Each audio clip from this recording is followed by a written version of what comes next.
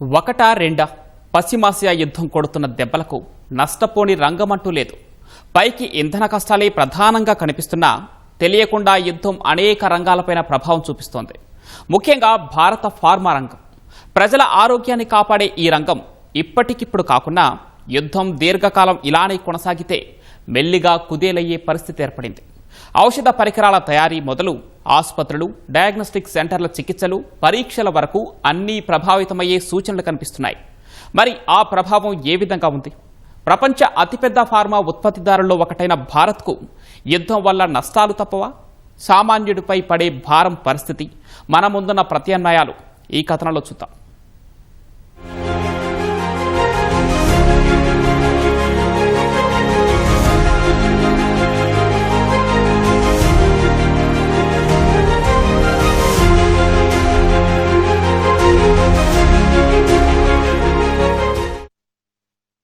భారత్ అంటే pharmacy of world అని పేరు.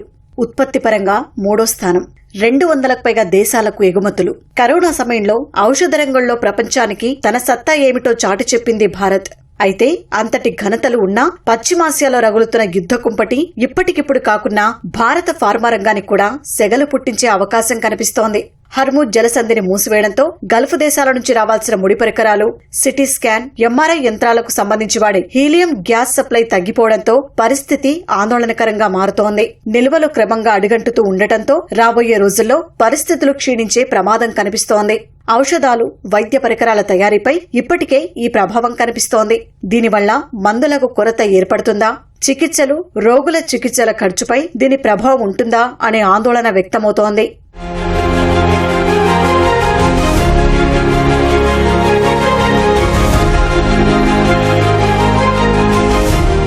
పశ్చిమాసియా సంక్షోభం నేపథ్యంలో దేశంలో వాణిజ్య అవసరాలకు ఎల్పీజీ వినియోగాన్ని పరిమితం చేసింది కేంద్రం. దీంతో ఎల్పీజీతో పాటు సీఎన్జీపై ఆధారపడ్డ వేలాది పరిశ్రమలు ఇప్పటికే ఇక్కట్లు ఎదుర్కొంటున్నాయి. కొన్ని ఉత్పత్తి తగ్గించుకోగా మరికొన్ని మూతపడ్డాయి కూడా. ఔషధ తయారీ రంగం కూడా అందుకు మినహాయింపు కాదు అన్నట్లు తయారైంది పరిస్థితి. ఎందుకంటే మందుల తయారీ ప్రక్రియలో ఎల్పీజీ, సీఎన్జీ వినియోగం చాలా ముఖ్యం. తయారు నుంచి మొదలు ఉష్ణోగ్రతల నిర్వహణ, స్టెరిలైజేషన్ వంటి ప్రక్రియలకు గ్యాస్ వాడతారు. బాయిలర్లు, డ్రైయింగ్, గ్రాన్యులేషన్లోనూ గ్యాస్ కీలకం. సూక్ష్మ, చిన్న, మధ్యతరహా పరిశ్రమలు ఇంజెక్టింగ్ ఔషధాలు ఖచ్చితమైన ఉష్ణోగ్రత సాధించేందుకు గ్యాస్ ను ఎక్కువగా వాడుతుంటాయి. వీటి సరఫరాలో అంతరాయంతో మందుల తయారీలో ప్రతికూల ప్రభావం పడుతోంది. గ్యాస్ కు ప్రత్యామ్నాయంగా విద్యుత్తును వాడుకునే సదుపాయం ఉన్న పెద్ద కంపెనీలు మాత్రమే ఆ సౌకర్యాలు కలిగి ఉన్నాయి.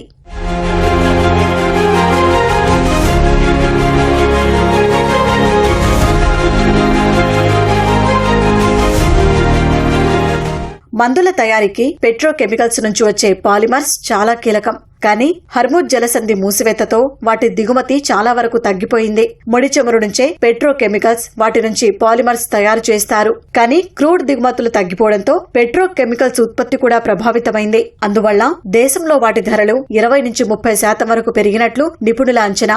షిప్పింగ్ కష్టాలు వెంటాడుతూ ఉండడమే దీనికి కారణం. గల్ఫ్ దేశాల నుంచి పలు రకాల ఔషధాలు, ఔషధ పరికరాల ముడి సరుకులను భారత్ దిగుమతి చేసుకుంటుంది. ఇందులో సౌదీ అరేబియా వాటా 70-80% ఉంటుంది. ప్రత్యామ్నాయంగా అమెరికా, చైనాలు ఉన్న ముడి చమురుతో సంబంధమున్న వస్తువులు కావడంతో మందులు, పరికరాల తయారీకి ఇబ్బందులు తప్పడం లేదు.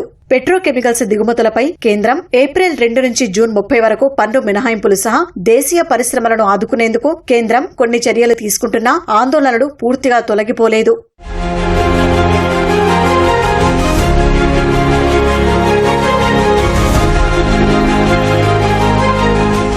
క్లిష్టతర వ్యాధుల నిర్ధారణలో కీలకమైన ఎంఆర్ఐ స్కానర్లను చల్లబరచడానికి ఎన్ఎంఆర్ వంటి వాటి కోసం హీలియంను వాడతారు.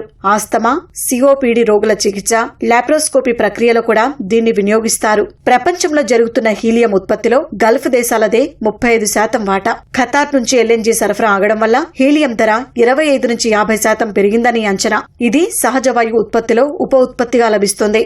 బెంజీన్, దానిపై ఆధారపడి తయారయ్యే ఇతర ముడి పదార్థాల సరఫరాలో ఏర్పడిన ఇబ్బందులు కూడా ఫార్మా రంగాన్ని ఆందోళన పరుస్తున్నాయి. జ్వరం, నొప్పుల నివారణకు వాడే పారాసిటమాల్ లాంటి మందుల తయారీకి అవసరమైన యాక్టివ్ ఫార్మాస్యూటికల్ ఇంగ్రీడియంట్స్ ఉత్పత్తిని ఇది ప్రభావితం చేస్తోంది. ప్రొపిలిన్, బెంజిన్ సకాలంలో అందుబాటులోకి రాకపోతే మందులే కాకుండా వైద్య సిబ్బందికి అవసరమైన గ్లౌజులు, పీపీఈ కిట్లతో పాటు సిరంజీల తయారీ కూడా నిలిచిపోతుందని ఫార్మా పరిశ్రమ వర్గాలు ఆందోళన వ్యక్తం చేస్తున్నాయి. ప్రస్తుతానికి ఏంటంటే మాకు ఆల్రెడీ ఇన్ఫర్మేషన్స్ కంపెనీ నుంచి ఇస్తున్నారు 15 to 20%. ఎందుకంటే మా సర్జికల్లో మేజర్ అన్నీ కూడా ప్లాస్టిక్ మీద ఉపయోగపడేవే, అవన్నీ కూడా పెట్రోలియం ప్రోడక్ట్సే. సో అవన్నీ కూడా ఏంట్రా అంటే ఇవాళ రేపు పెట్రోలియం ప్రోడక్ట్స్ $100 దాటిందంటే మా రా మెటీరియల్ మీద కంపల్సరీ కాస్ట్ పెరిగిపోతుంది. సో దాని మూలంగా ఏమవుతుందంటే 15 నుంచి 25% వరకు, అంటే సిరంజిలు కానివ్వండి, ఈ డయాగ్నోస్టిక్స్లో వాక్యూటైనర్స్ అని చెప్పి బ్లడ్ తీసుకునేవి, ప్లస్ క్యాథిటర్స్, ప్రతిదీ కూడా ప్లాస్టిక్తో యూజ్ అయ్యేవి. అంటే గ్లౌస్ వచ్చేసరికి ఏంటంటే గ్లౌస్ వచ్చేసి రా మెటీరియల్ వచ్చేసి మీకు only rubber material, but transportation మీద విపరీతంగా పెరుగుతుంది. ఎందుకంటే ఇప్పుడు ప్రతిదీ మీకు ఈవెన్ ట్రాన్స్పోర్ట్ కూడా పెంచుతున్నారు. డీజిల్ రేట్లు పెరుగుతున్నాయి, అవి రేట్లు పెరుగుతున్నాయని చెప్పి. అలాగే లేబర్ రేట్లు కూడా పెరుగుతాయి. ఎందుకంటే మీకు ఇప్పుడు గ్యాస్ లేకపోయేసరికి ఇది 10 రూపాయలు, ఇదే 30 రూపాయలు ఇడ్లీ ఇప్పుడు 50 రూపాయలకు అమ్ముతున్నారు. సో ఆటోమేటిక్గా ఏంట్రా అంటే అది ప్రభావం అనేది, యుద్ధ ప్రభావం అనేది ప్రతి మెడికల్ మీద, ప్రతి దాని మీద ఇంక్రీజ్ అవుతుంది. మినిమం 15% నుంచి ఇంక్రీజ్ అయ్యి 25% వరకు ఉంటుంది. దేశంలోని చాలా వరకు ఫార్మా కంపెనీల వద్ద 15 రోజులకు, బహుళ జాతి పెద్ద కంపెనీల వద్ద సుమారు 3 నుంచి 6 నెలలకు సరిపోయే ముడి సరుకు నిల్వలు ఉన్నాయని అంచనా. గ్యాస్ అంతరాయాల వల్ల ఉత్పత్తి నిలిస్తే ఆ ప్రభావం ఇప్పటికిప్పుడు కాకుండా కొన్ని నెలల్లో మందుల కొరత రూపంలో ప్రభావం చూపించవచ్చని అంచనా. గృహ అవసరాల కోసం వంట గ్యాస్ సరఫరా పెంచేందుకు కొన్ని రకాల పెట్రో రసాయనాల ఉత్పత్తి తగ్గించాలని ప్రభుత్వం ఆదేశాలు జారీ చేసింది. ఇది కూడా మందులు, వైద్య పరికరాల తయారీని దెబ్బతీస్తున్నట్లు సమాచారం. తమ వద్ద ముడి సరుకు అయిపోతే త్వరలోనే దేశవ్యాప్తంగా 200లకు పైగా తయారీ సంస్థలు ఉత్పత్తి నిలిపివేయాల్సి వస్తుందని centre for domestic economic policy research నివేదిక తెలిపింది.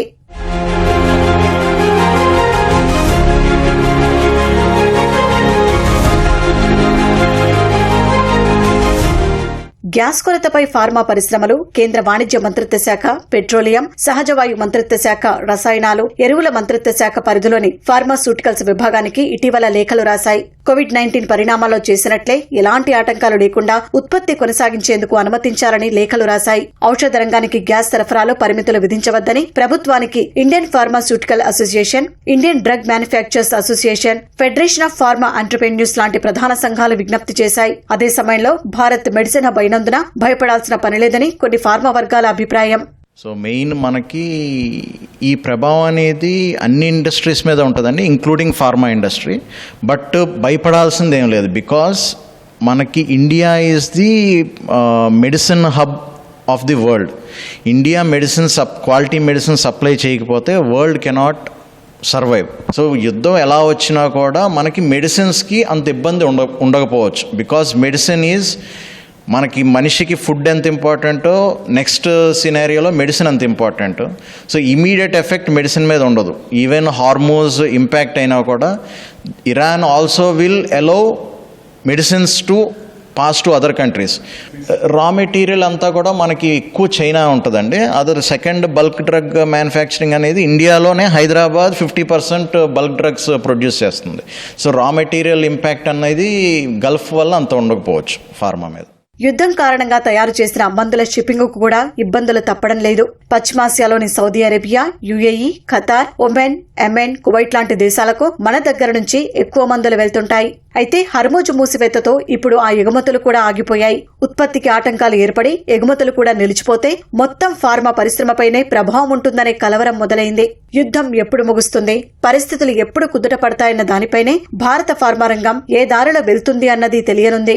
సాధారణంగా ఆర్థిక సంవత్సరం ఆరంభంలో సర్జికల్ పరికరాల ధరలు 10% పెంచుకునే వీలున్నా 25 నుంచి 30% పెంచేందుకు సిద్ధమైనట్లు తెలిసింది. ఇప్పుడైతే మందుల ధరలు పెరగలేదని ఫార్మా వర్గాలు అంటున్నాయి.